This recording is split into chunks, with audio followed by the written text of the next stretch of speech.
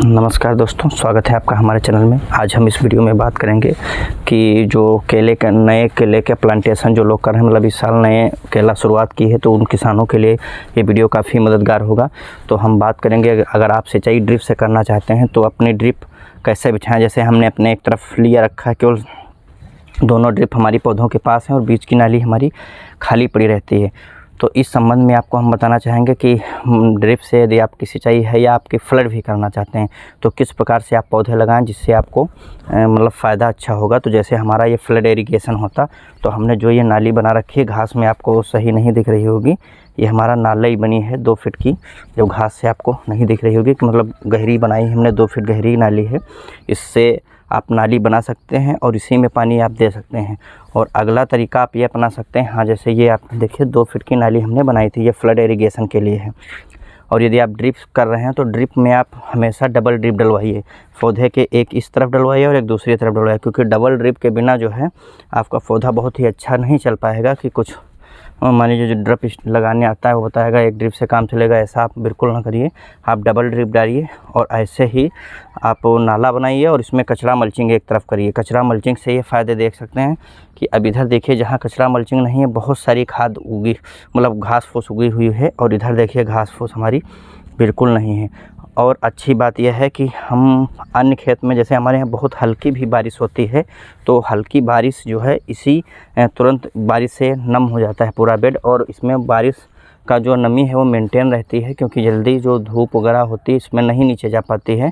तो इससे जो हमारे पोषक तत्व होते हैं वो हमारे मेंटेन रहते हैं और उड़ नहीं पाते हैं नीचे से। जो खाद हम देंगे तो इसके जस्ट नीचे दे देंगे, तो जिससे जो है हमारे पोषक तत्व कोई ख़राब नहीं होते, मतलब इसी में बने रहते हैं। और नए प्लांटेशन में आप ये खास कर ध्यान रखिए कि जो ड्रिंचिंग वगैरह होती है तो वो आप पहले बिल्कुल परेशानी होकर नए पौधे में आप ड्रिंचिंग ना करिए। अगर नए पौधे में तुरंत उसमें आप ड्रिंचिंग करना शुरू कर देंगे, मान लीजिए पौधा आया चल के उसमें ज़्यादातर अभी जड़ नहीं पकड़ी है पौधे ने, और आपने बिल्कुल उसमें ड्रिंचिंग करना स्टार्ट कर दिया, तो तुरंत वो पौधा फिर आपका गलत रिजल्ट देगा। और फंगस का स्प्रे करते रहिए और कीटनाशक का स्प्रे आप उस पर करते रहिए, और आपका पौधा बिल्कुल नहीं मरेगा। और जब भी आप पौधे लगाएं तो उसमें ट्राइकोडर्मा और सूडोमोनास दोनों का घोल बना के, कीचड़ बना के पौधा लगाइए, और उससे पौधा आपका 100% सेट होगा। इसी प्रक्रिया से हम लगाते हैं, कोई भी पौधा नहीं मरेगा। और रही बात खाद देने की, तो आप हल्का सा उस पर पत्तियों पे स्प्रे करिए जब तक पौधा 5 दिन का नहीं हो पाए। 5 दिन बाद जब आपको लगे कि हमारा पौधा थोड़ा चलना शुरू कर दिया है, तो आप उसमें आप जाके नीचे से ड्रिंचिंग करिए, क्योंकि बहुत हमारे किसान भाई शुरू में ही ड्रिंचिंग कर देते हैं, जिससे बहुत सारे उनके पौधे मरते हैं, हमने वीडियो में देखा है। तो आप ऐसी गलती ना करें। और अगला जो आपको खास कर ध्यान रखना है वो पानी निकास की, कि पौधे के ऊपर आप अगर मिट्टी चढ़ा देंगे थोड़ी थोड़ी पिंडी बना के हर पौधे के ऊपर, तो आप देखेंगे उसका रिजल्ट बिल्कुल अलग होगा। अगर थोड़ी सी मिट्टी आप चढ़ा देंगे, ज़्यादा नहीं, 1-1.5 इंच की पौधे के ऊपर मिट्टी चढ़ जाएगी, तो पौधे का रिजल्ट अच्छा होगा। जैसे ये चढ़ा हुआ है, तो ऐसे ही आप मिट्टी चढ़ा देंगे तो पौधा आपका देखेंगे वो सबसे अच्छा ग्रो करेगा, और पौधे मरेंगे भी कम, और आप खाद बिल्कुल कम देंगे तब भी अच्छा चलेगा। और शुरुआत में जो है आप लिक्विड फर्टिलाइज़र ही दीजिए, जो भी लिक्विड आते हैं 19-19 और 13-0-52, और 1-2 स्प्रे आप कैल्शियम नाइट्रेट के भी कर दीजिए मिला के, जो वाटर सोलेबल आता है। और ये करिए, आपके पौधे बिल्कुल चलना शुरू कर देंगे।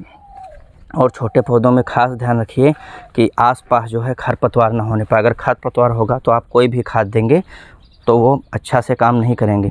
और फ्लड इरिगेशन के लिए आप सबसे अच्छा यही करिए कि आप ये बेड ऐसे 2 फीट के बना दीजिए पहले ही शुरू में।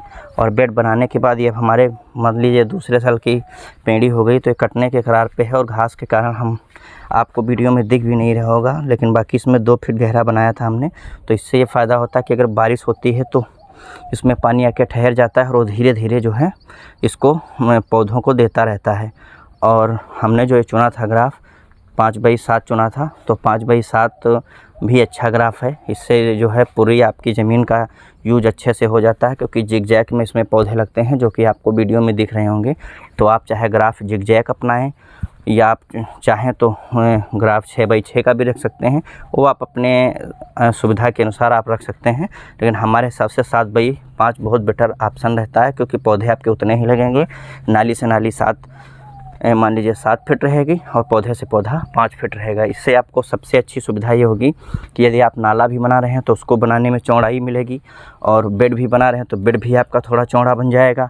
और अगर ड्रिप बिछा रहे हैं तो और डबल ड्रिप आप डालेंगे तो उसमें थोड़ा डबल ड्रिप अगर डालेंगे तो उसमें थोड़ा आपको अच्छा गैप मिल जाएगा पौधों को ग्रो करने के लिए। मतलब जब डबल ड्रिप डालेंगे तो करीब 3.5 फीट एक पौधे को रेडिएशन मिल जाएगा, और पौधे से पौधा 5 फीट होगा, सीधा होगा, तो उसमें कोई दिक्कत नहीं है। और सारे पौधे आपके देखिए कैनोपी बिल्कुल मेंटेन कर लेंगे। जैसे ये पौधा है तो देखिए ये अपनी कैनोपी मेंटेन कर रहा है, वो अपनी कैनोपी मेंटेन कर रहा है, कोई भी पौधा आपस में टकराएगा नहीं। तो आप ये सारे टिप्स अपना के अपना अच्छा मतलब उत्पादन ले सकते हैं, क्योंकि इस समय छोटा ही पौधा अगर आपका 1.5-2 महीने में आपने अच्छे से उसकी केयर कर दी तो अच्छा चलेगा।